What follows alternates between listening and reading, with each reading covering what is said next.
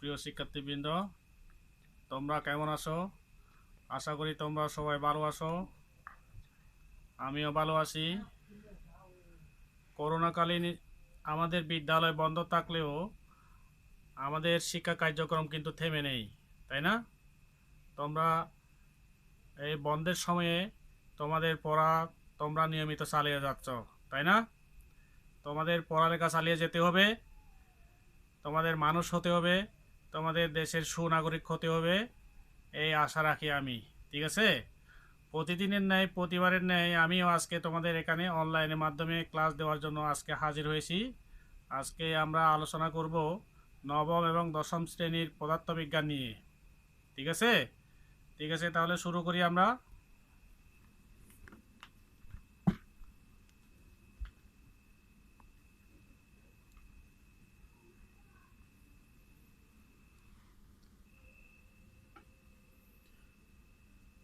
সুপ্রিয় শিক্ষার্থীবৃন্দ, তোমাদেরকে স্বাগতম জানাচ্ছি। আমি অজয় চাকমা, সহকারী শিক্ষক, রাঙ্গামাটি সরকারি উচ্চ বিদ্যালয়, রাঙ্গামাটি। আজকে আমরা আলোচনা করব পদার্থবিজ্ঞান নিয়ে, ষষ্ঠ অধ্যায় বস্তুর উপর তাপের প্রভাব। বিষয়বস্তু হবে তোমাদের কঠিন পদার্থের প্রসারণ। ঠিক আছে? তোমরা মনোযোগ দিয়ে শুনে থাকবে। তোমরা খাতা কলম নিয়ে রেডি হয়ে যাও। খাতা কলম বই এবং খাতা কলম নিয়ে তোমরা বসে যাও।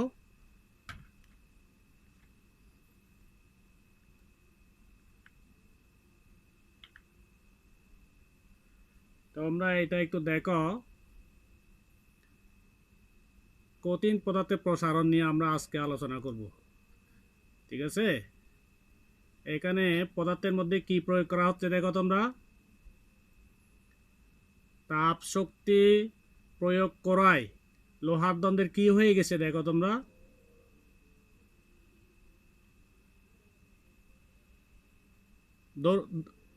দৈর্ঘ্য বৃদ্ধি পেয়েছে, তাই না? আবার যখন আমরা এই যে তাপটা অপসারণ করব, তাহলে দৈর্ঘ্য কি হয়ে যাবে? সংকুচিত হয়ে যাবে। সংকুচিত মানে কি? সংকুচিত মানে হচ্ছে যে ছোট হয়ে যাবে। ঠিক আছে? তাপ দিলে কি হয়ে যাবে? দৈর্ঘ্যে বৃদ্ধি পাবে। আবার যখন তাপটা আমরা অপসারণ করব, তখন কি হয়ে যাবে?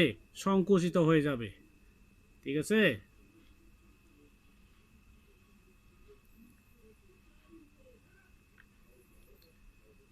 আমাদের শিকনফল কি হবে দেখো তোমরা। এই পাঠ শেষে তোমরা কি কি জানতে পারবে এটা একটু লক্ষ্য করে দেখো। তোমরা একটু মনোযোগী হয়ে শুনে থাকবে, খাতা কলম নিয়ে বসবে। 1 নাম্বার একটু শোনো তোমরা। কঠিন পদার্থের তাপীয় প্রসারণ ব্যাখ্যা করতে পারবে। 2 নাম্বার, কঠিন পদার্থের দৈর্ঘ্য প্রসারণ ব্যাখ্যা করতে পারবে। 3 নাম্বার, কঠিন পদার্থের ক্ষেত্রফল প্রসারণ ব্যাখ্যা করতে পারবে। 4 নাম্বার, কঠিন পদার্থের আয়তন প্রসারণ ব্যাখ্যা করতে পারবে। সর্বশেষ 5 নাম্বার, প্রসারণ সৃষ্ট গাণিতিক সমস্যার সমাধান করতে পারবে। ঠিক আছে? আমরা এই অধ্যায় থেকে আমরা এইগুলো আমরা শিকনফল পাবো। সুপ্রিয় শিক্ষার্থীবৃন্দ, এরপরে তাতে আসি আমরা। এটা একটা লোহার দ্বন্দ্ব, তাই না? এটা একটা লোহার দ্বন্দ্ব। এখানে লোহার দ্বন্দ্বের দৈর্ঘ্য কী হয়ে যাচ্ছে? তাপ দেওয়ার ফলে কী হয়ে যাচ্ছে? প্রসারিত হয়ে যাচ্ছে। ঠিক আছে? এখানে তাপ প্রয়োগ করা হলো। কি প্রয়োগ করা হলো? এই যে তাপ প্রয়োগ করা হচ্ছে। লোহার দ্বন্দ্বের মধ্যে কি প্রয়োগ করা হচ্ছে? তাপ প্রয়োগ করা হচ্ছে। তাপ প্রয়োগ করার ফলে কি হয়ে যাচ্ছে? দৈর্ঘ্যের মধ্যে প্রসারিত হয়ে যাচ্ছে। প্রসারিত হয়ে যাচ্ছে মানে কি? বেড়ে যাচ্ছে। ঠিক আছে? সুতরাং তাপ প্রয়োগে কঠিন পদার্থের অণুগুলো কি হয়ে যাচ্ছে? বর্ধিত শক্তিতে স্পন্দিত হয়ে যাচ্ছে, তাই না? এরপরে আসি আমরা। এটা একটা তামার দৈর্ঘ্য দেখো তোমরা। তামার দ্বন্দ্ব দেখো। এই তামার দ্বন্দ্বটাতে আমরা কি করতেছি? তাপ প্রয়োগ করতেছি। তামার দ্বন্দ্বের মধ্যে তাপ প্রয়োগ করার ফলে তাপের প্রভাবে, এর আগে কি বলছিলাম আমি? তাপ দেওয়ার ফলে প্রসারণ হবে, আবার তাপ অপসারণ করার ফলে কি হয়ে যাবে, সংকোচন হয়ে যায়। ঠিক আছে, তাপের প্রভাবে কঠিন পদার্থের কি হয়ে যায়, দৈর্ঘ্য প্রসারণ এবং সংকোচন হয়ে যায়। এটা একটা তামার দ্বন্দ্ব, তাই না? সুপ্রিয় শিক্ষার্থীবৃন্দ, তারপরে আমরা আসি, এটা একটা অ্যালুমিনিয়াম দ্বন্দ্ব, তাই না? এটা θ1 মানে আদি তাপমাত্রা, তাপমাত্রাকে আমরা θ দ্বারা প্রকাশ করেছি। L1 মানে হচ্ছে যে আদি দৈর্ঘ্য, L1 মানে কি বলছিলাম, আদি দৈর্ঘ্য। L2 মানে হচ্ছে যে শেষ দৈর্ঘ্য, কার, অ্যালুমিনিয়ামের শেষ দৈর্ঘ্য। θ2 মানে হচ্ছে যে শেষ তাপমাত্রা, θ2 মানে হচ্ছে যে কি, শেষ তাপমাত্রা। তাহলে দৈর্ঘ্য এখন কীভাবে বৃদ্ধি পাবে, দৈর্ঘ্য বৃদ্ধি পাবে শেষ দৈর্ঘ্য থেকে আদি দৈর্ঘ্য বিয়োগ করব আমরা, L2 থেকে L1 বিয়োগ করব, তাহলে দৈর্ঘ্য কীভাবে বৃদ্ধি পায় এটা বের হয়ে যাবে আমাদের। ঠিক তেমনিভাবে তাপমাত্রা একইভাবে আমরা বের করব। তাপমাত্রা কীভাবে বের করব, শেষ তাপমাত্রা থেকে আদি তাপমাত্রা যদি আমরা বিয়োগ করি, θ2 থেকে θ1 যদি আমরা বিয়োগ করি, তাহলে তাপমাত্রা বৃদ্ধি আমরা পেয়ে যাব, তাই না? তারপরে আলফা হচ্ছে যে এটা, আলফা সমান হচ্ছে যে দৈর্ঘ্য প্রসারণ সহগ। আলফা সমান কি বলছিলাম, দৈর্ঘ্য প্রসারণ সহগ, তাই না?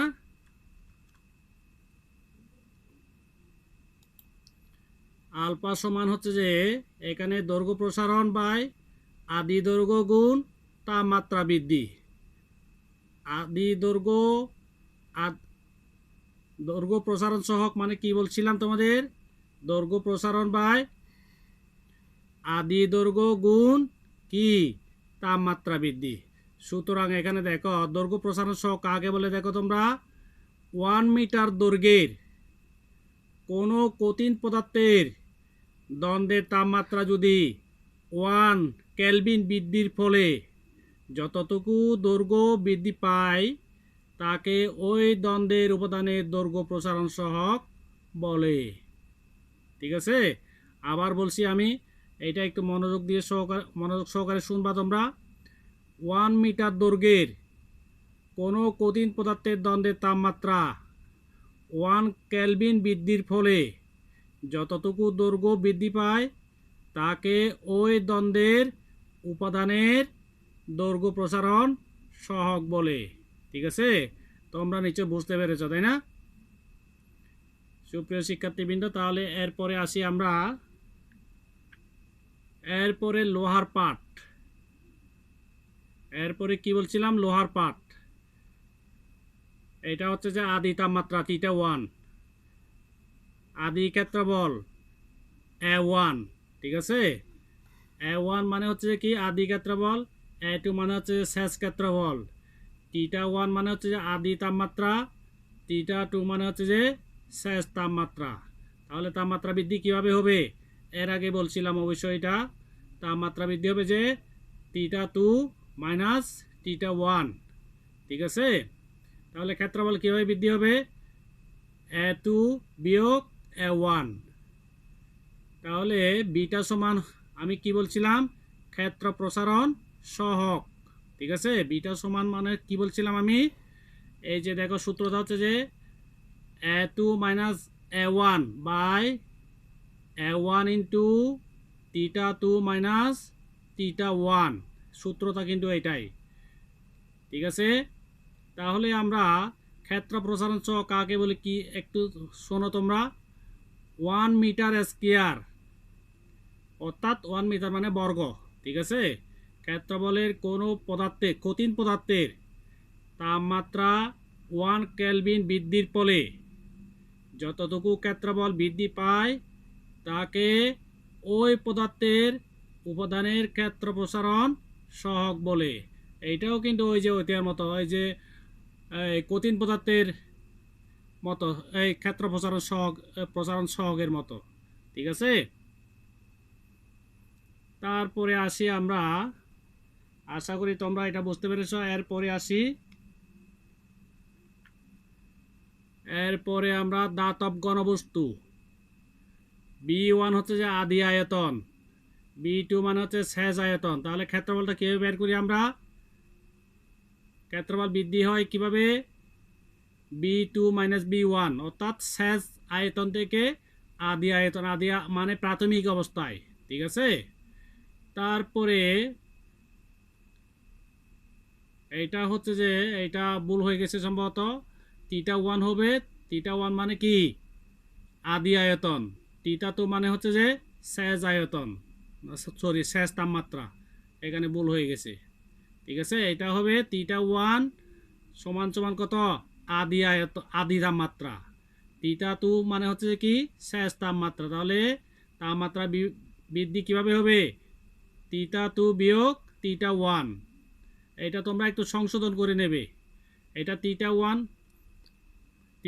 হবে, θ1 সমান সমান হবে কি? আদি তাপমাত্রা। ঠিক আছে, এটা একটু সংশোধন করে নেবে তোমরা। গামা মানে হচ্ছে যে আয়তন প্রসারণ সহগ। এইটার সূত্রটা হচ্ছে যে এই যে গামা হচ্ছে যে, গামা মানে কি বলছিলাম? আয়তন প্রসারণ সহগ। এটা সমান হচ্ছে যে কি? আদি আয়তন বৃদ্ধি ভাগের কি? আদি আয়তন গুণ তাপমাত্রা বৃদ্ধি। অর্থাৎ এই সূত্রটা হচ্ছে যে, এই সংখ্যাটা হচ্ছে যে 1 মিটার স্কয়ার আয়তনের কোনো কঠিন পদার্থের তাপমাত্রা, কি পদার্থের?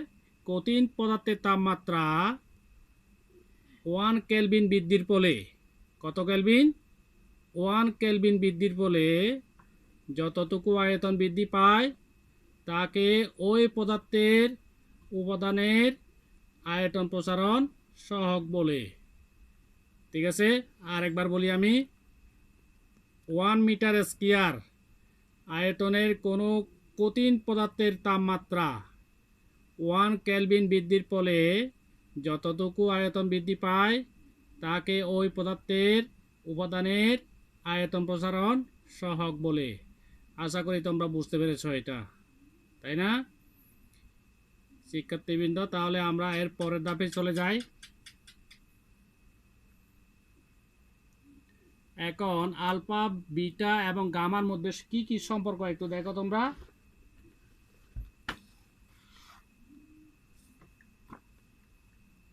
এটার মধ্যে কি কি সম্পর্ক আছে একটু দেখো তোমরা। আমরা জানি তাপ প্রয়োগ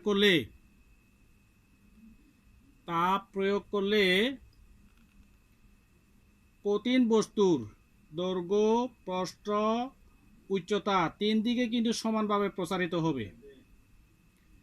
পদার্থের এই প্রসারণকে আমরা যদি বিশ্লেষণ করি তাহলে দৈর্ঘ্য, ক্ষেত্রফল এবং আয়তন প্রসারণ সহগ 3টি রাশি আমরা পাই। ঠিক আছে, T1 তাপমাত্রা কোনো বস্তুর দৈর্ঘ্য যদি L1 হয় এবং তাপমাত্রা বৃদ্ধি করে সেটি T2 করার পর যদি দৈর্ঘ্য বৃদ্ধি পেয়ে সেটি L2 হয় তাহলে দৈর্ঘ্য প্রসারণ সহগ আলফা হবে।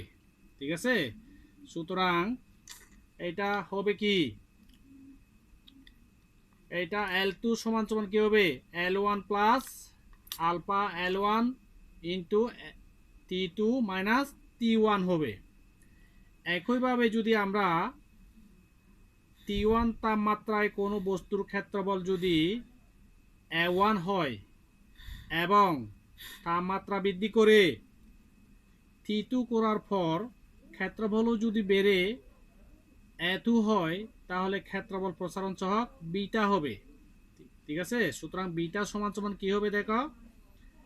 বিটা সমান সমান হবে যে A2 minus A1 by A1 ভাগের T2 মাইনাস কি? T1 হবে। বা কি হবে এটা? A2 সমান সমান কি হবে? A1 plus beta A1 into T2 minus T1 হবে। ঠিক তেমনিভাবে T1 তাপমাত্রা যদি আয়তন B1 হয় এবং তাপমাত্রা বৃদ্ধি করে T2 করার পর যদি আয়তন বেড়ে B2 হয়, তাহলে আয়তন প্রসারক সহগ হবে গামা হবে। সুতরাং গামা সমান সমান কি হবে দেখো তোমরা, সূত্রগুলো কিন্তু সবগুলো কিন্তু একই ধরনের, ঠিক আছে। B2 minus B1 by B1 ভাগের কি, ভাগের কি হবে, T2 মাইনাস T1 হবে, অর্থাৎ B2 সমান সমান B1 যোগ gamma B1 into A2 minus না সরি T2 মাইনাস T1 হবে, ঠিক আছে।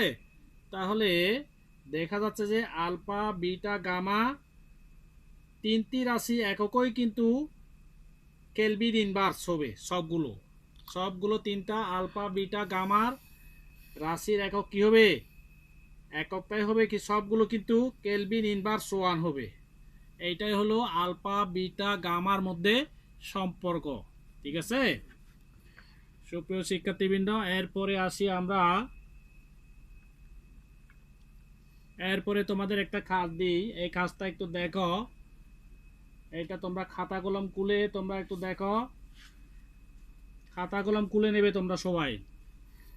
এটা একটা রেলপথ, তাই না, রেল লাইনের মধ্যে দুটি লোহার বারের মিলিত স্থানে ফাঁকা রাখা হয় কেন? এখানে যারা রেল লাইনের ওখানে গেছে, রেলপথ দেখছে, তারা অবশ্যই এটা বুঝতে পারবে। রেল লাইনের ওখানে দুটি কি লোহার বারের মিলিত স্থানে কিন্তু ফাঁকা রাখা হয়, ওইটা কেন রাখা হয় তোমরা একটু কাজটা করে দেখো, না পারলে কিন্তু আমি বলে দেব, ঠিক আছে।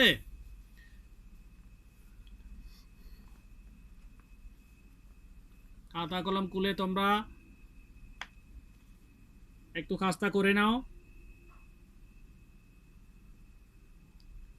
আচ্ছা ঠিক আছে, আমি একটু বলে দিই, তোমরা এটা করবা, ঠিক আছে। আমরা জানি এর আগে ক্লাসে আমি আলোচনা করছিলাম, এটা ঘর্ষণের ফলে তাপ উৎপন্ন হয় আমরা জানি, তাই না। তাপ প্রয়োগে কি হয়, কঠিন তরল ও বায়বীয় পদার্থের কি হয়, সব ধরনের পদার্থের, তিন ধরনের পদার্থের কি হয়, প্রসারিত হয়। প্রসারিত মানে কি, বেড়ে যায়, ঠিক আছে।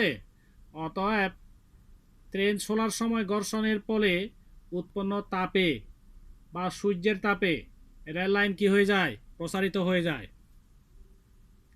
তাই না।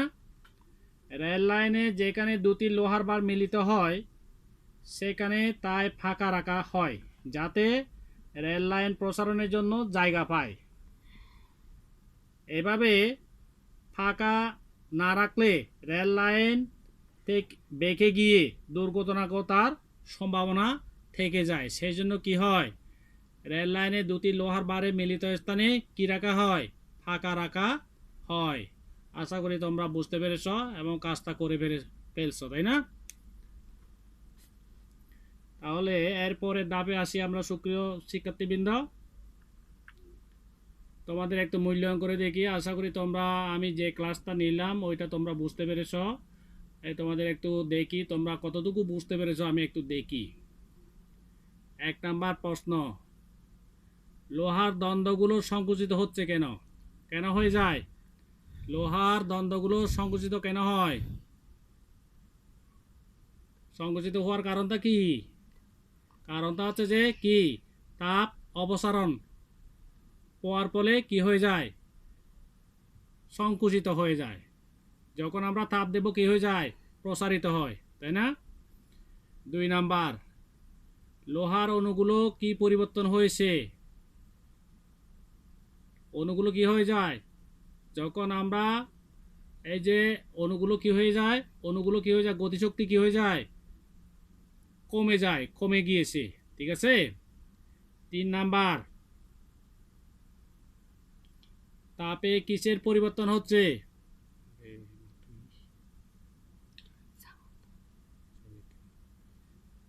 তাপে কিসের পরিবর্তন হচ্ছে, তাপে তাপমাত্রার পরিবর্তন হচ্ছে, তাই না।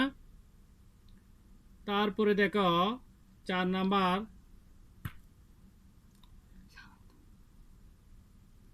তাপের দ্বন্দ্বের কি পরিবর্তন হচ্ছে, তাপের দ্বন্দ্বের দৈর্ঘ্য বৃদ্ধি হচ্ছে, তাই না। ঠিক আছে, সবাইকে ধন্যবাদ। সবাই বুঝতে পেরেছো তাই না? এরপরে আসি আমরা সুপ্রিয় শিক্ষার্থীবৃন্দ,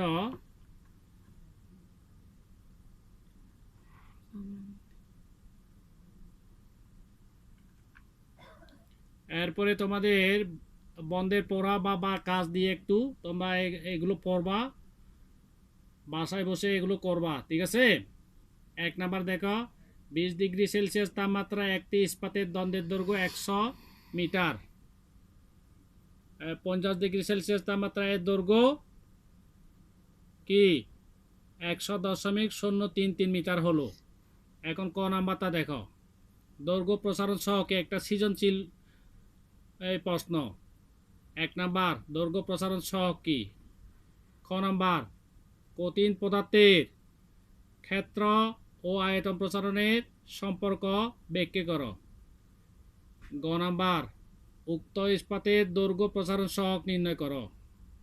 গ নাম্বার, তাপমাত্রা বৃদ্ধির সাথে ইস্পাতের দৈর্ঘ্য প্রসারণ গতে বিশ্লেষণ করো। এইটা বন্ধের সময় তোমরা একটু পড়বা এবং বাড়ি কাজ হিসেবে এটা তোমরা রাখবে, ঠিক আছে? বাড়ি কাজ না হলেও এটা কিন্তু পড়বা, কিন্তু তোমরা কথা বুঝতে পারছো সবাই? আশা করি আমি যে ক্লাসটা নিলাম তোমরা নিচে বুঝতে পেরেছ, ঠিক আছে? ঠিক আছে, তাহলে আজকে আমরা যে ক্লাসটা নিলাম ওই ক্লাসটার উপর তোমরা বাসায় একটু প্র্যাকটিস করবা। বাসায় বসে তোমরা এখন করোনাকালীন সময় বাসায় তোমরা নিরাপদে থাকবে, সুস্থ থাকবে, নিয়মিত ভিটামিন সমৃদ্ধ, প্রোটিন সমৃদ্ধ, সি সমৃদ্ধ খাবার খাবে, বাসায় থাকবে, নিরাপদে থাকবে, ভালোভাবে পড়াশুনো করবে। তোমাদের এই যে পড়াশুনো কিন্তু চালিয়ে যেতে হবে, স্কুল বন্ধ থাকলেও কিন্তু করোনাকালীন সময়ে তোমাদের পড়াশুনো চালিয়ে যেতে হবে, তোমাদের সুনাগরিক হতে হবে, ঠিক আছে? তোমাদের সুনাগরিক হয়ে তোমাদের পরিবারের, সমাজের, দেশের, রাষ্ট্রের হাল ধরতে হবে। সেই জন্য তোমাদের পড়াশোনা চালিয়ে যেতে হবে, ঠিক আছে? ঠিক আছে, তাহলে আজকে আমরা এতটুকু পর্যন্ত রাখি। সবাইকে ধন্যবাদ।